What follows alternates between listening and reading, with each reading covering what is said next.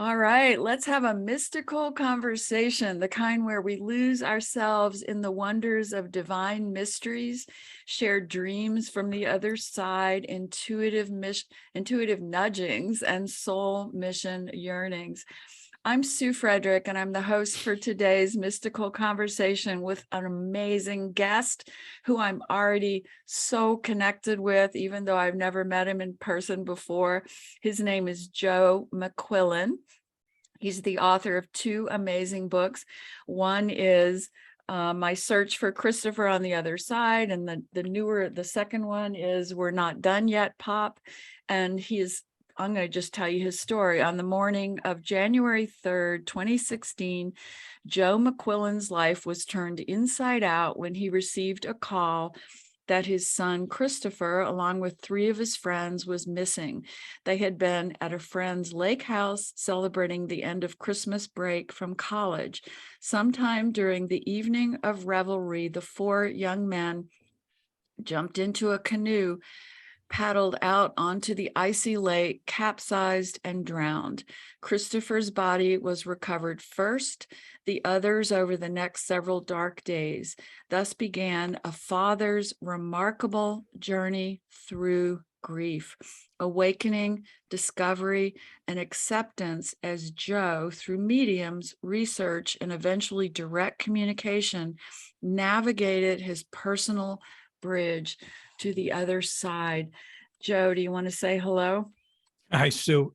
I really appreciate our connection, and I appreciate you having me on your show. Such nothing's a connection. Nothing more important for me now than getting Chris's messages out there. I've somehow went from, a hockey playing, hardworking dad to a vehicle for my son, and I'm honored to do it. And so, Joe, this is what thanks. I love about your story. Joe is an everyday guy, you guys. In fact, in his bio, he says, to be clear, Joe McQuillen is not a flaky guy given to flights of fancy. He grew up a blue-collar kid from Buffalo, and he has done very well in several businesses. He is a solid citizen, happily married for 27 years, father of two other children, a family man, and a guy's guy. He still plays hockey. He would rather have stayed ignorant of the spiritual world, but he did not have that choice. Joe's journey through this heartbreaking event left him with the certainty of belief that we grow spiritually or we die. Oh my God, that's so good. Right. Thank you. Okay. Thank you. Yeah, I do. I do believe that, people all the time saying, "Oh, what a wonderful experience." And I tell them it's a bad trade. I would rather stay abysmally ignorant of all things metaphysical and met my kid, for a game of golf, round of golf this afternoon, or go get a pizza and watch a ball game, But that's a bell that can't be unrung, right? Totally agree. It rang out. And then it was after that, it was, what are you going to do about it? And my journey really was, Sue, that I wanted to see if there was something on the other side about all of this, that all religions have some basis for what we talk about, the other side, heaven, whatever.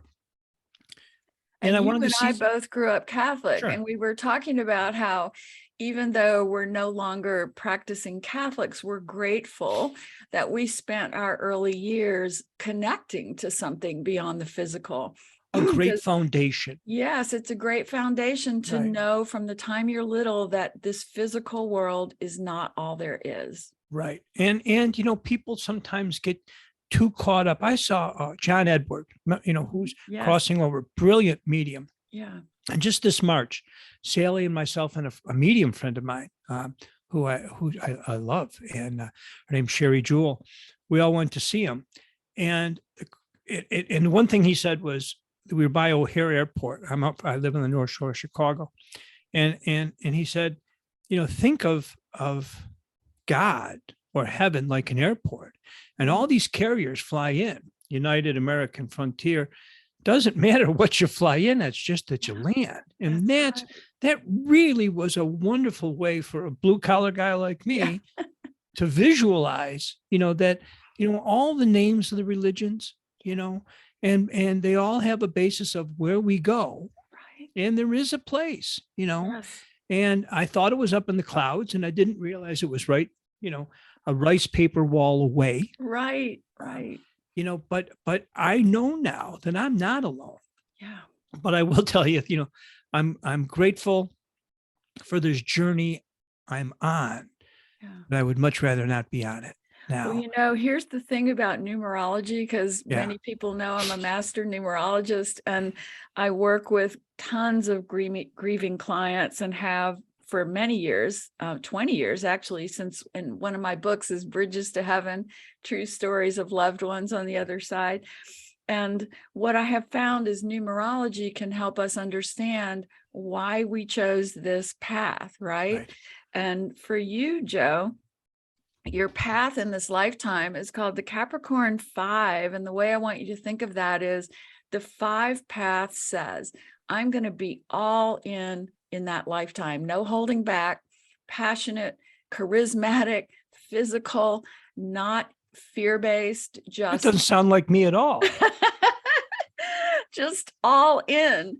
Yeah. And your son came along and chose the path Aries 33, master soul, Chris. My God, Chris was an angel basically, and he never intended to stay here on earth long, because that 33 energy is so sensitive, so intuitive, so special.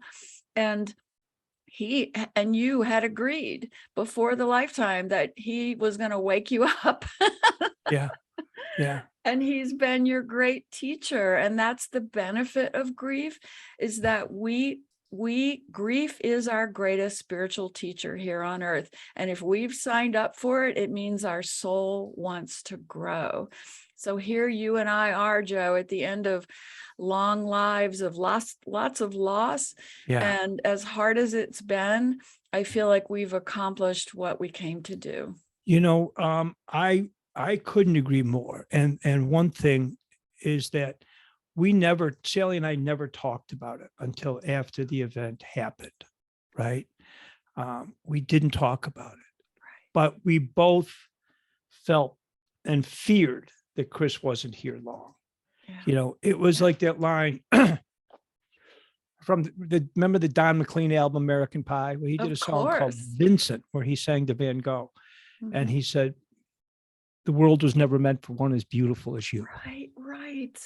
So we felt that, Christopher he was a wild kid. He was like his old man, Hawaiian shirts in February. We saw a tweet, 2 tweets after he had transitioned. One said, the things I love most in this world are my mom and my dog. Oh. And the other one said, Hawaiian shirt going on, bad decisions to follow. And that's just who he was. He was just lovely, sweet, sensitive, fun, wild man, and but the best friend, he became a friend would like to have. And, that's part of his path. The 33-6 path, Joe, is often considered the path of Jesus Christ's life here on earth. Just love for all humanity and no boundaries with it, just pure love.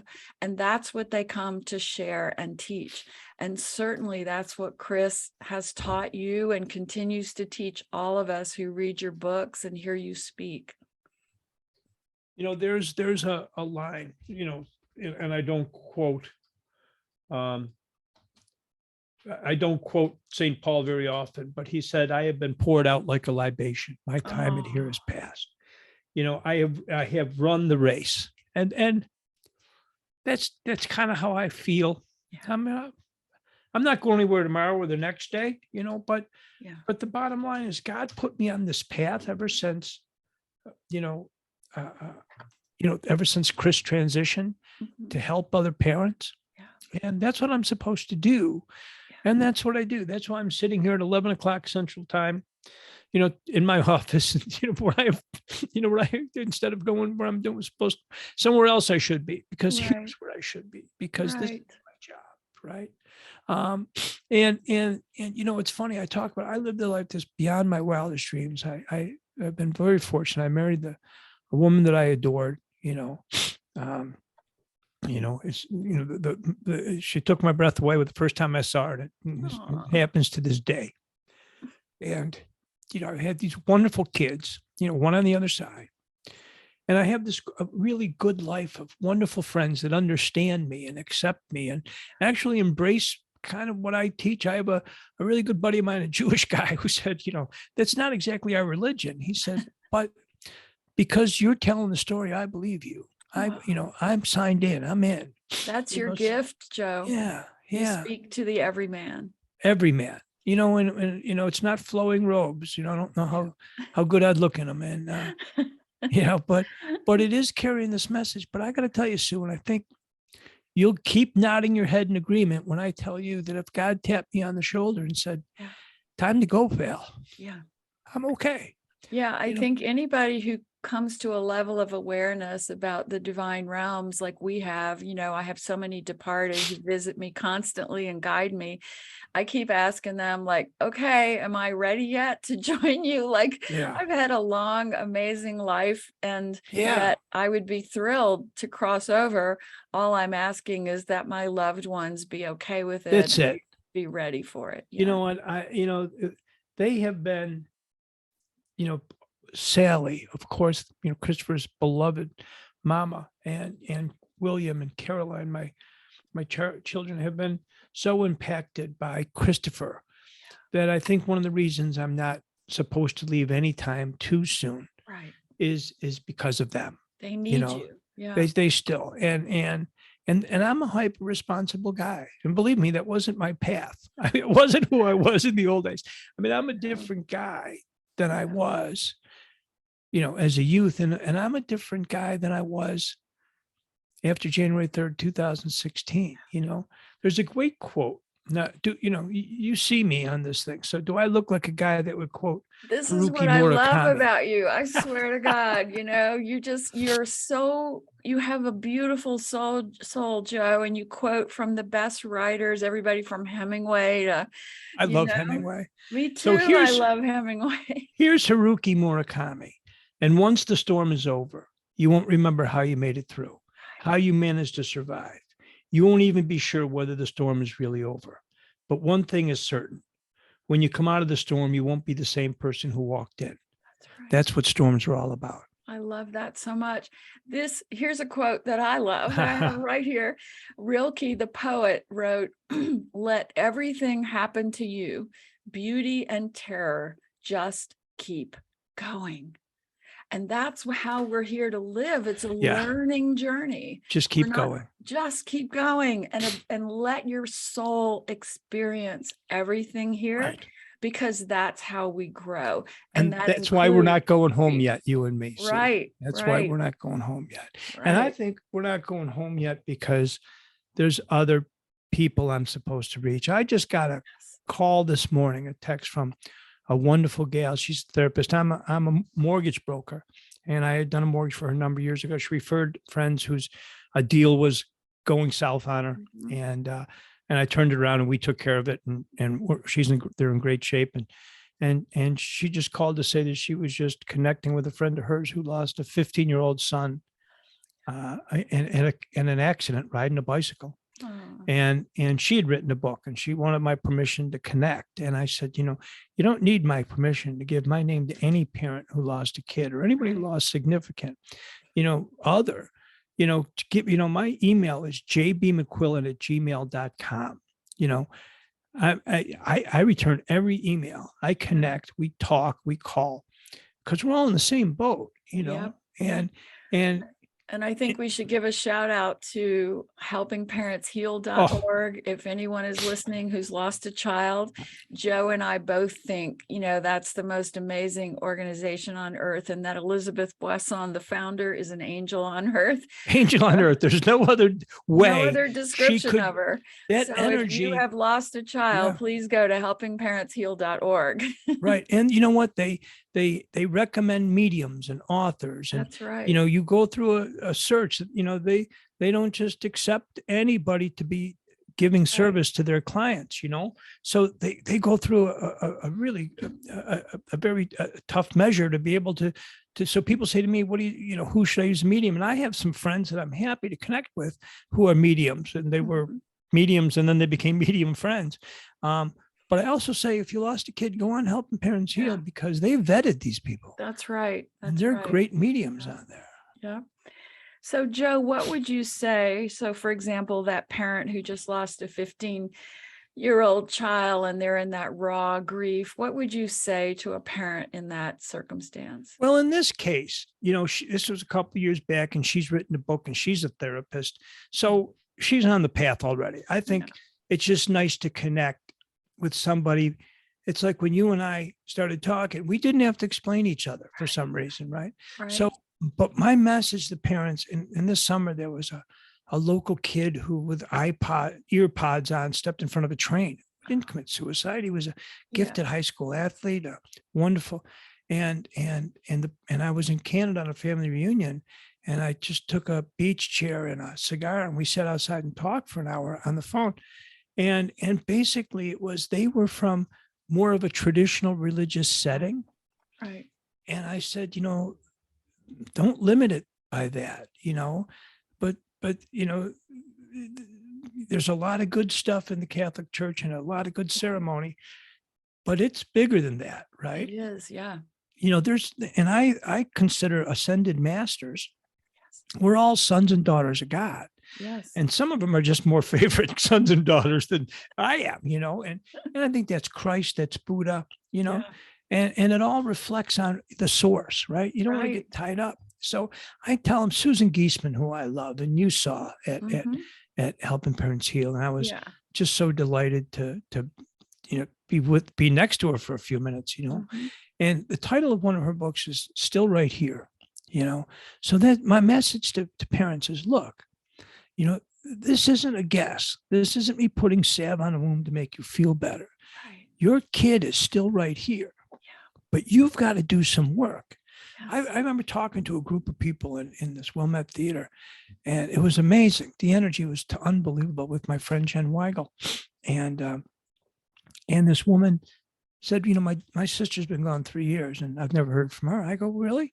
What have you done? Right. Remember when cell phones came out and you'd go to a higher area to get a better cell reception, right? Well, you've got to do some work, right? I totally agree. You know, I brought him to Helping Parents Heal, and I'll send out to anybody that wants it. I've got steps for connecting, and I got a chakra chart, you know, and I don't look like it, but at 3:00 this morning, I had siesta key sand, which, remember what happened? You know what happened in Florida? I love that from your book, because I grew up on beaches, and I totally agree. They're thin. Oh, talk about thin places. That's one of my favorite parts of your book. So siesta key skirted this tornado that just came through. Ian didn't touch siesta key. I know. Now, my friend Alan, my best friend in the world, we've been friends since 14 years old. Bishop time in high school, played ball together, transfer school together. He lives in Sarasota. He's a real estate in Sarasota. And so, you know, 5 years ago, when we were coming in for the second Chris McHugh golf outing, you know, he said, oh, it's not going to hit Siesta Key. The Indians know it's sacred. And I said, what are you talking about? And I was writing the book, and that's what got me on these thin places, because Siesta Key, when I went there for, you know, Christopher transitioned in January, and in November, I went there for a wedding. And I always duck out of parties, weddings. That's just who I am. Yeah, you know, me too. Boom, I'm there, I'm gone, you know, adios, I'm a ghost, and you're gone. So I ended up on a beach at 11:00 at night with rolled up my khaki pants, took off my shoes, and lit a cigar and walked up and down the beach. And I felt this ridiculous sense of the moon, of this closeness. And a medium friend, Thomas John, you know, who's a brilliant medium, you know, the first time I said, he described that. And he said, you know, Chris walked through you that day. And that was on Lido. And the next day was on Siesta Key. So we have this connection to beaches, specifically on the Gulf Coast, And Siesta Key is really strong. So we have this connection to beaches, you know. So the term thin place is an Irish term. And it really just means where the veil is thinnest between two worlds, Oh, right? I love that so much. Listeners, please pay attention. Pay attention. There are thin places in the world where you can connect more easily to your departed loved ones, to God consciousness, Yes. to whatever words you want to put to it. Yes. And Joe has made a commitment to going to these thin places and feeling them and connecting to his beautiful son. And go ahead, tell about more of those. Two things, Sue. I'm impervious to two things. I can't be bullied and I can't be conned, right? Right. So I expected to go to Sedona and be overwhelmed. Right. Right. I mean, because I'm in. I signed 6 months after Christopher transitioned. I walked into a medium and I had a bracelet on like I have here under a cuff, right? And I had been at his grave where I had moved them over from one grave to another because I wanted them separated from somebody else. It's a long story, but it's in the first book. It's pretty funny. And I'd planted shamrock seeds. Nobody knew that. My wife didn't know. I'm not hiding shamrock seeds from my wife. They came in Amazon, you know. I got home from work, went to sleep, was going to go meet this medium, stopped at the grave, planted the shamrock seeds, put on this bracelet that he had given me when he was 4 when we were in Disney World that said Dad on it. And, went in to see this medium and he said 2 things, your son, always looked like he was having fun, but there was a sadness and he wasn't meant to be here very long. And he said, the second, Chris wants to acknowledge that you're wearing the bracelet he gave you. And third, that you were stopped and you were planting something in his grave. Oh, so now, good. So I got to tell you, this is 10 minutes in. Yeah. And that's the moment, Sue, the moment I went from believing to knowing. Yes. And there's a big difference, right? Yes, there is. Believing to knowing. Believing is a concept in our heads that we believe should be true, could be true, but knowing, I always tell people, once you've had these experiences yourself of hearing your loved one speak to you, seeing and feeling their presence, which we can all experience, now it's true. And that's why you can't go backwards. People can't argue with us about it. Right. They can't make us doubt our own experience because we've experienced it in every cell in our body. Right. Right. And it's kind of thing that I like. I think this, I'm going to get back to thin places, but I think this connects with you too. I came from a very flawed but loving Irish Catholic family. It was like being raised by circus people. I loved it. There was so much love. It was always nuts, and we're still close. The first generations, my older brothers and sisters are all transition and connect. Yes. And the rest of us, their kids have kids and married, and we still all get together. Yeah. We're getting together in November. I was making flights for my daughter and I to go to a Bills game in November with everybody's coming in for a friggin' football game. It's nothing to do with the football game. It's to be together. Right. So why you and I are impervious to other people's doubts. And somebody gave me this quote and I can't find it anywhere, but she wrote it down. I asked her to write it down when we were having coffee. And she said, the unassailable self-confidence that comes from a childhood insulated with love. Right. So if you don't buy into what I'm talking about, that's okay. Maybe you will later on. I was on a shock jock, a local Chicago shock jock. And he goes, you seem like a nice guy, but I just don't believe it. I said, you don't have to. Right. I said, but do yourself a favor. Yeah. Someday in the future. Yeah. You're going to need this conversation. Yes, that's Look right. back on it. You don't need it now. Nobody's in jeopardy. Everybody's good. But at some point, remember what we're talking about. Because it's more important than what you think. You're always getting seeds planted in your consciousness for when you're ready to let them grow, right? And that's what you're talking about. The greatest example of that is I was on some kind of maybe curious quest and I went and saw a medium, and she's out in Arizona now. And I like her very much. She's a good gal, but she was local. I went and saw her.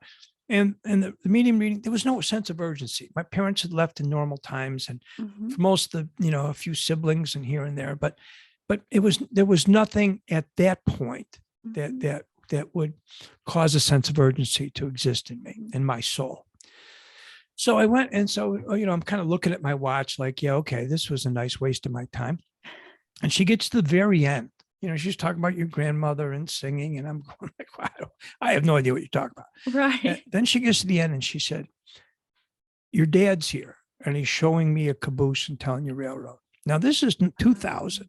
This was before internet, before right. Facebook, Google search, right? Right. My dad was a railroad. If you look over my shoulders, a railroad lantern. Wow. Beautiful. Yeah. All 5 of my boys and brothers in my family worked on railroad in school.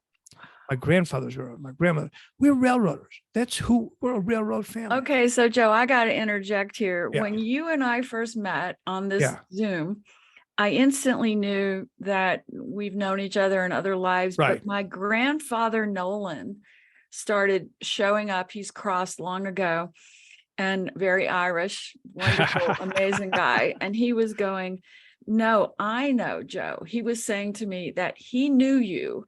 And so I just kind of put that aside, like I don't have time to kind of have that conversation. We got to do this interview. But as you're talking, my grandfather Nolan started his whole journey working on railroads, laying those early railroads, that went across America. Yes. And took my dad and all of his brothers across America on railroads. And then of course he then went on and ran the ferry boats in New Orleans across the Mississippi River. So my grandpa is right. He knows you, whether it's this lifetime or another lifetime. I'm sure it was a different lifetime. And I that's wonderful to hear, and it is, there's this kindred thing, like we're railroaders. That's that cold steel, right? That's who we're, tough, right? Practical and earthy. Yeah. And yet here you are with this message. And that's what Chris keeps telling me, Sue, is that Chris keeps telling me is that you're a good ambassador, Pop.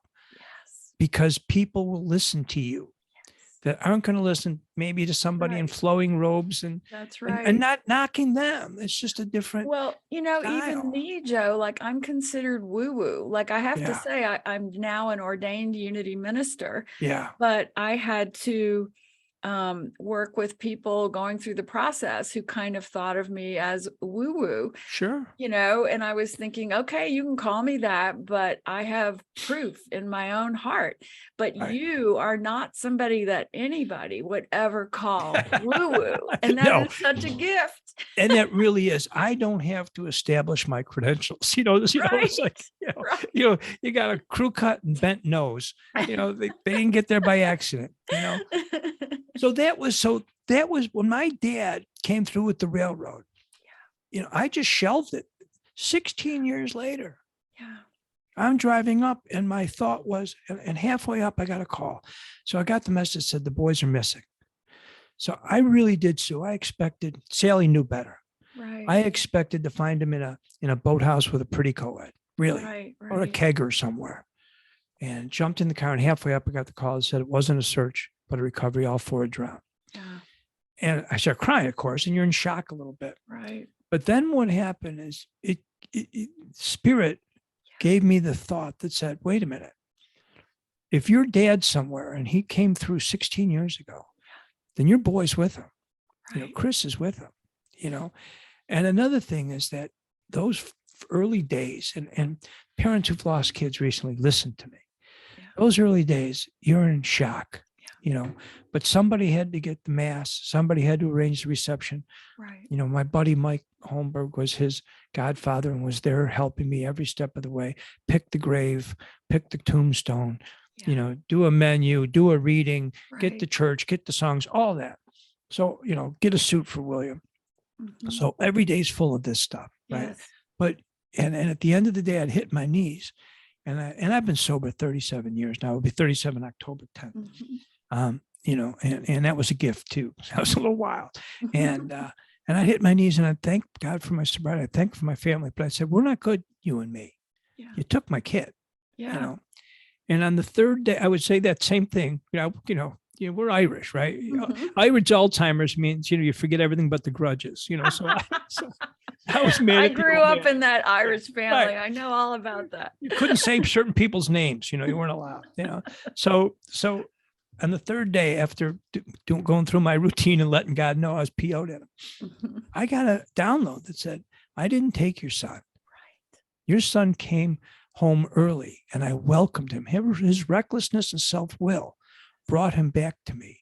And remember, I lost a son too. At that point, Sue, I knew God wasn't moving me around like a chess master. Right. Or making me pay for past sins, really. Right. Other lives And or that's early. what religion teaches us. And it's so Right. crippling. And it's so So crippling. crippling. But God came through, and I knew that the reason I was able to function those days is he was carrying me. So my love and closeness to God changed that day and has never wavered. You know, I know my son's with him, and I know he loves my son. I live my life two ways, Sue. Two ways. One is to please my God, and the other is to make my son proud. Yeah. And as long as I live my life according to those two tenets, I know we'll be together again. And that's an outline for anyone who's grieving. Yeah. Right there, what you just said, to live as if we are aware that our departed are watching us and that they don't want us wasting our lifetime in negativity. And if you can throw in a little help, if you can throw in a little service, you know what I mean? Right. And the other thing is, I know you and I both believe this, that once we've walked this journey through grief, it is our responsibility to turn around and help others through it. Right. And you're doing that so beautifully with your work and your books and everything. And like you, I have no fear of what's next. Right. I know what's next. Chris said to me, Dad, your life, your side is hard work. It's fun. Yeah. He said, think of it like football camp. I played some ball. And he said, you go there, you know, you get beat up, you're stressed every angle, you're sore, you're tired, but you're with your friends, you're having fun. There's camaraderie. He said, that's your side. That's work. He said, my side's like a beach bungalow in Maui. He said, yours is good. Mine's better. Oh, he is so right. He's so funny. So Chris, we are so ready to go there. You have to help us stay and finish our work here. He tells me that all the time. You're not, the name of the second book came because I was finishing the first book and I have this amazing connection with him. Every keystroke, he was there next to me when I'm writing. And I would feel him. Yes. And I thought, in my human frailty, right? I thought, if this project is over, will this connection dissipate? Right. I know that feeling from writing books. Scary, I do. right? Yes. And he said to me, we're not done yet, Pop. We'll be doing this until you cross. So there was like somebody took a weight off my shoulders that my kid's not Joe, going anywhere. what's your next book? Oh, the next book is the continuation of it. It's one foot in both worlds. Oh, and I love that. I know it. And it's, and by the way, the past life regression, he told me he wants that part of a chapter on past life regression and that I better get going on it. Well, I get to lead you on that. I am so friggin' grateful. I'm so none of this is an accident. None of this is an accident. There isn't. Coincidence is just God showing off. Right? I agree. You mentioned past lives. Chris tells me we need to do a past life regression. Right. So it's a continuation. What happens is my journey has evolved, right? Yeah. And I tell you, even Christopher's messages to me have evolved. And now it's— And Joe, what is your process? Do you sit and meditate and write? Like, what is it that you do to communicate with him? What a great question. So, and anybody who wants to reach out, email, I'll send you steps for connecting. So I get woken up at 3:00 in the morning, a couple, 3-4 times a month. And I usually, sometimes I just don't make the bell. Yeah. And Chris has forgiven me. He said, Dad, no, there's no stress here. Time's on your side. It has nothing to do with us. Right. So if you can't make it today, we'll do it tomorrow, but he said, today and tomorrow is your side too, so no guilt. So I get up, I come in this office that you're looking at was his bedroom. It's beautiful. So it's my home office. Everything is a lot of sports. I got a land shark surfboard hanging from the ceiling, So good. Football, pictures of Chris everywhere. And so what I do is, I sit down, turn the lights off, light candles, light sage, cleanse the air. It feels like it smells like a teen, sage to me smells like teen sweat. Right. I pick out a couple of pictures that he wants to, that he kind of picks out. I place them around. Yeah. At 3:00 this morning, it was a picture of him, a picture of him and my sister Marcia when they were together, and he was her godson, and she just adored him. And she crossed a couple of years back in 19, and they're together. And a picture of my dog who crossed in May, and placed them around, light the candles, align my chakras, spread some sand from, and like I said, I played ball, so I don't break a batting streak, a hitting streak. I'm going to do the exact same thing over and over again. And I do the siesta key sand. I listen to a guided meditation. My favorite is there's a medium Korean out of Korean Boble, lovely gal out of LA. And I love her guided meditation, but I pick random ones usually. Listen to it. Halfway through, I start getting downloads from him. Wow. Like he wrote just last night, little miracles pop all around you, like the check from Ken. And I'll explain that, to imbalance. It wasn't lost. It was just for you to find, just a reminder. List the miracles in the journal Mama gave you. Start with the license. Chill, Pop. I'm on the job. I mean, it's 2 pages of lessons, him telling me. I had done all these donations and sent out all the checks. 3:00 this morning, I opened the drawer, and one of the checks must have fallen on a slide. Yeah. And I had said I could use a miracle. So he wants me now, and this is something I'll share with your listeners. List the miracle, ask for miracles and list them. Listen to the book, The Secret, sometime, It's supposed to be, quote, a chick's book, right? It is. I've got more insight and love from that book. I know. It's a beautiful And once again, book. I'm going to challenge anybody who has a problem with me listening and reading The Secret. That's your problem. I'm okay. That's right. Tell your story walking. I don't care. That's right. So he gives me that. So that, and it's usually start to finish about an hour. And then he'll say to me, or then I will get up in the morning, or if I still have that much awareness, I'll blow out the candles and edit it to make sure I can read it, because I write it in the dark. Right. And then I put it in a folder according to date, and later on, and write some notes. And then later on, I'm transcribing it in the 3rd book or the 4th book. Yes. That's what I have it, and it's clear. And sometimes I stump myself with my handwriting, to be honest. And I write it exactly verbatim as he tells me. And this is so important for listeners, because I'm always telling my grieving clients, sit down, do meditation, and your whole process is a process of quieting the mind before you. It's meditation. It's meditation. I'm going to tell your people that it doesn't work without meditation. I agree 100%, because you can't get that left brain crazy monkey mind quiet unless you go through some sort of process like what Joe described. I have my own process where you quiet the mind, and then you just pick up your pen and take notes. It's like you're taking notes from the divine. You're not editing. It's not like you are taking notes from the divine. From the divine. That's right. And to me, if this type A ADD guy can quiet his mind at 3:00 in the morning, you can too. And people say, well, I don't know if I want to get up at 3:00 in the morning. I said, then you don't want to connect with your kid. It's not has to be 3. And let me just explain the reason why early morning is so important. It's funny, because I tell my clients all the time, like, that's when you want to get up early morning, because the conscious mind is not fully landed in the brain yet. That's why people say, I need coffee in the morning. And so we don't want that left brain logic mind to be dominant when we do this process. We want to catch it before it starts to slip in.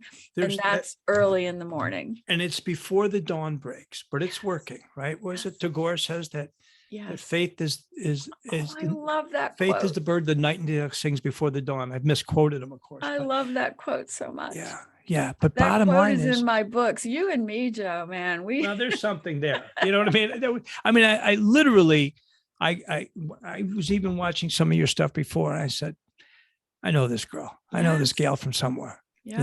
You Yeah. know, wouldn't surprise me if, I know we were from another, we haven't met Another in this life. lifetime, but we're in another lifetime. Definitely. And even I do a lot of, these are all important. I do a lot Mhm. of these, but I was really looking forward to, and maybe it's because I had done so many right after the book came out, and Yeah. now there's a breathing room, Yeah. or maybe it's because God, Chris wanted us to connect. Definitely. I totally believe that's it. Yeah. Because I met a number of people at the Helping Parents Heal conference who I've asked to be on the podcast. And so they're all kind of, lined up at different times. And all of a sudden I was like, I just got this message. No, it's Joe we need to do right now, Yeah. Joe. So I'm sure Yeah. Chris was like Oh, that's, saying, he's yes, an impress. I mean, the fact that, of course, he was around you all morning. And that's right. He made here's me the quote without cry. me Yeah. butchering it. Faith is the bird that feels the light and sings when the dawn is still dark. I love that quote so Yeah. much. Yeah, Oh me my too. gosh. Me too. Me Because too. that's what, I've been teaching so much about how we have to have a courageous heart here on earth. And Right. what I mean by that is you have to be courageous to believe in the invisible world, to believe that your departed Yeah. is speaking to you, to trust that what is unseen is real. Yes. And so many people are cynical and fear-based, and it's all about the heart. It's all about opening the heart and trusting I tell people, what you receive. trust. And if I'm wrong, give me a call and we'll refund your misery. You know what I mean? That's so good. We can give it all back to you if you want it. And it's kind of like when I was a kid, there used to be high boards at public beach, Yes, public yes, pools. And once you were up there, man, you just had to step off. And that's right. everybody wants to go back down, but the line's full of other kids. You ain't going anywhere. That's So right. just, you just close your eyes and take a step. And that's all we're asking. And it's like, in Matthew, it takes a mustard seed of faith, just a little bit, right? Just a mustard seed of faith. Oh, Joe. And one of my favorite quotes is Hebrews 11:1. Faith is the assurance of things hoped for and the conviction of things unseen. Ooh, I love that. Isn't that great? Hebrews 11:1. So the faith, the conviction of things unseen is what is required to live a good life here. Right. And, one of the great blessings of going through ministry school is I did get to study all world religions and all of their paths and their beliefs. And, they all do teach that there is something beyond the physical that is more important than the physical. And then they create all these rules and dogma around it, which is unnecessary. And it's control. Right. And it's, it's like, and, I always look, people say, talk to me about the afterlife. I said, look, the afterlife is only after this life, right? It's after this life. And when you blow their mind and say, you could have gone through 40 to 80 lives, this isn't your first rodeo. So when I meet somebody like you or my best friend, Al, we met when we were 14 and he actually lived at our house, my parents' house in this sophomore year summer, because he's from a tough neighborhood. And we had this great time and we've been friends forever. We survived, my alcoholism, the death of his wife, the loss of my son, the loss of his wife, the crossing over, who's come through the mediums to him in front of me. But there is no doubt that two 14-year-olds don't build that bond out of air. Right. We have been through lives together. There's no doubt. Many, yes. Yeah, there's no doubt. And we played ball together and I think that felt comfortable. So possibly we were even in hostile environments together. Yes. But it's one of these things because of past lives, and I can't wait to delve into it with you. I know that I can trust him because I've trusted him more than once. Right. And he's never let me down. And I've trusted him in other lifetimes and he hasn't let me down. So there's so much, like, why is there a third book? Because I've been doing this for 6.5 years, right? And I'm probably ankle deep in the knowledge, right? Wow, there's so much more. Right. One idea I just had as you're speaking, someday I want you to write a book called Pilgrimage to the Thin Places with Joe McQuillen, because anybody who's grieving could open that book and say, well, I'm not sure what I believe, but I'm going to follow Joe's steps, and I'm going to go visit this place and meditate there and visit that place and have that experience. And they, in the raw grief, could follow your roadmap to those thin places. And by the end of It's a the great idea. journey, at the end of the journey, they say, now I know for sure. You know, that and it is proof. I mean, it's validation, Yes. you know, and that's why Chris told me last night or this morning at 3 to write down the miracles, to validate. You know, there's been a series of crazy things that Yes. fall into place Yes. that we kind of forget about unless we journal them. That's right? exactly right. That's You know, it's like, exactly here's a little right. proof. You need something. Yes. Here's a little miracle. You know, got to write it down, because the Yes. monkey mind will just diminish it or delete Right. it as time Right. goes on. When I was in Siesta Key with Sally 2 years ago, Mhm. I had written about the green flash in my first book. Mm. And it's this thing where the sun sets at a certain time in the year. And when it sets, there's this flash of green. Yes. And that came out because Chris was 3 and we were having a breakfast at a place called the Green Flash on Captiva, which is probably gone, God forbid, now, Mhm. but only because of the storm. But we went to this, and so the guy explained what the Green Flash. I'd never seen one, Mhm. and I was talking about that. And Sally and I went to Lido Key, which is one of the experiences I'd had a number of years before as thin Mhm. places, to watch the sunset. And Mhm. we were in different areas. We're very independent. You know, she was Mhm. collecting seashells, and I was sitting on the beach, and dang if the green flash didn't come through. And we had Wow, just been that's talking so about. I mean, good. years later, it was all that Yeah. was like, hi, Pop, I'm here. You know, Yeah. okay, ye of little faith, you need a little more proof. Okay. I agree with you about these thin places. And one of them for me has always been Gulf Shores, Alabama, the beach Yes. part.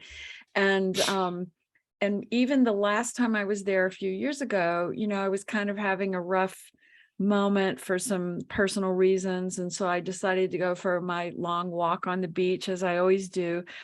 And I was feeling a little chilly, like, how when you're at the beach, if the clouds suddenly come Yeah. over, you can actually feel a little cold, even when it's 100 degrees. And my father, who I'd always walked on the beach with, we had such a beautiful connection on the beach. I knew he was walking with me. I could feel him, I could hear him. And I felt this coat being put over my shoulders. It was so real, Joe, that I actually turned around. I thought Right. somebody was behind me putting a towel or a coat Right. over me. And I remember just stopping and going, oh, my dad, I felt it, Dad. You've just told me that you're still with me and that you've made me feel warm. And it was such an amazing physical experience to feel that coat coming over my shoulders.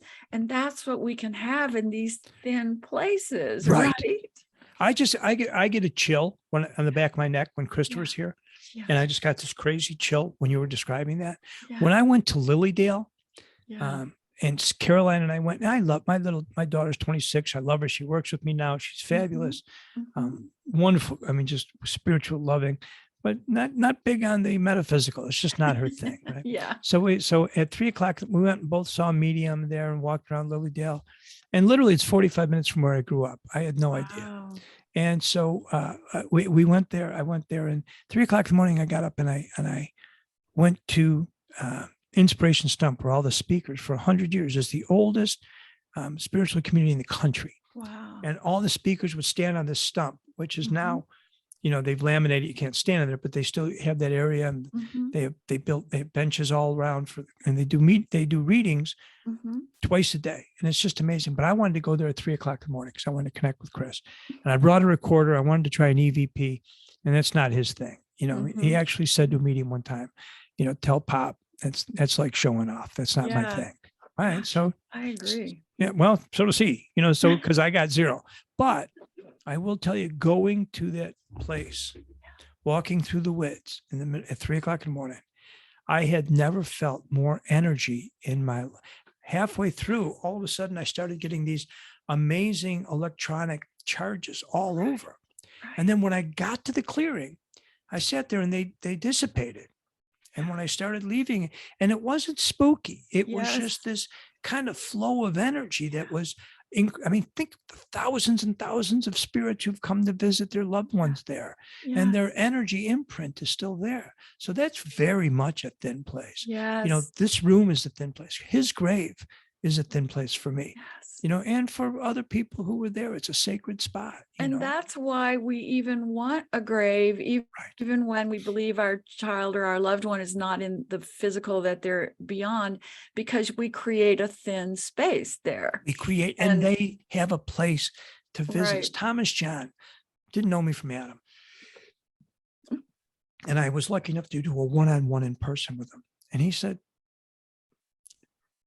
are you holding a necklace of some kind? I had a Christopher's medal from when he was baptized in my hand under the Right. table, Right.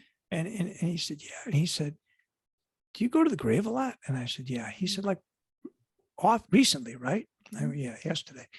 He said, look, I tell most parents, the kids don't live there. But I'm going to tell you, it's a great place for you two to connect. You keep Yeah. doing that, right?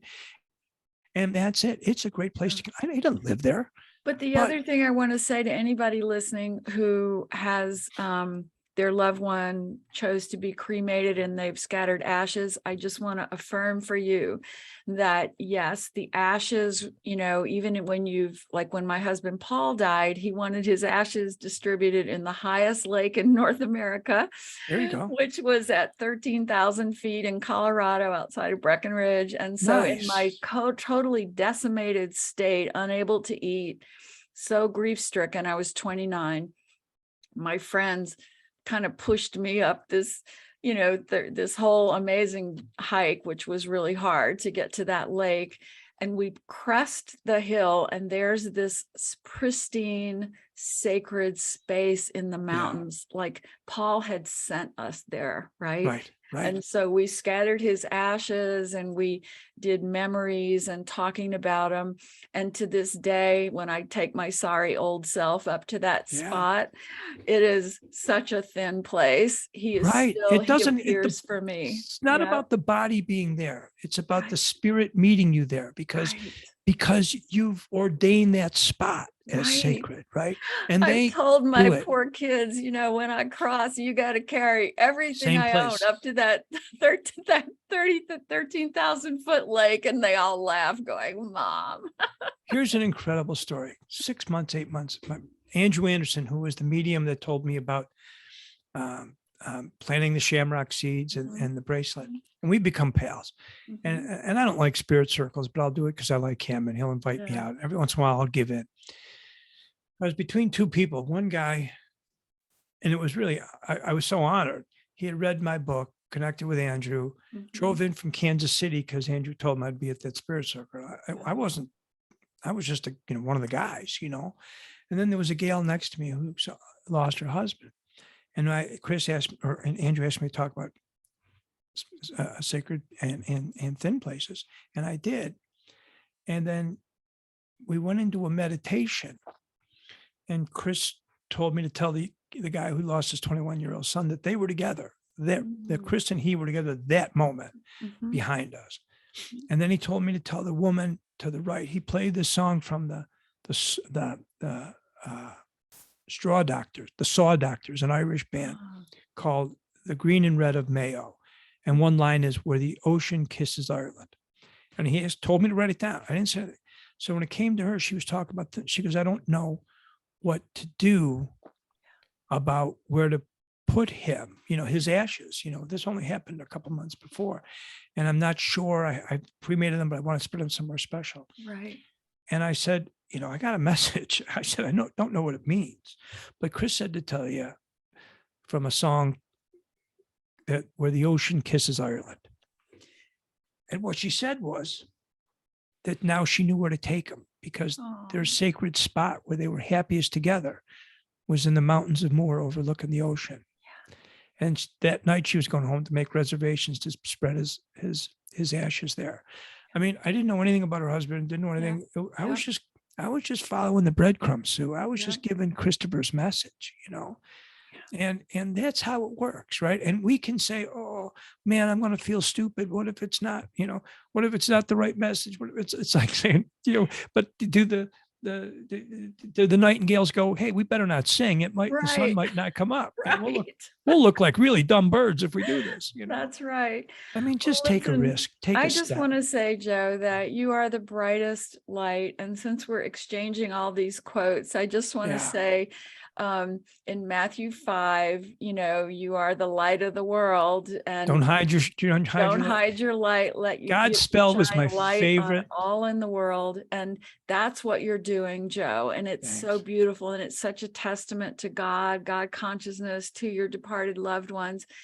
And so we're going to have to end today, but there Okay. will be a part 2 because this One more quote. conversation One more continues. quote. Yes. Right. And Rumi said that goodbyes are for those who love with their eyes, Oh, for those who love with their heart and soul. There's no such thing as separation. beautiful. Oh, my heart loves you so much, Joe. Mine too, Sue. Thank you. Thank you for today. I can't even tell you how much you've moved me and touched me, and it's been a blessing. All right, this is Sue Frederick signing out. If you want to know more about Joe, Joe, do you have a website? I do. JoeMcQuillen.net. JoeMcQuillen.net, and his books are on Amazon.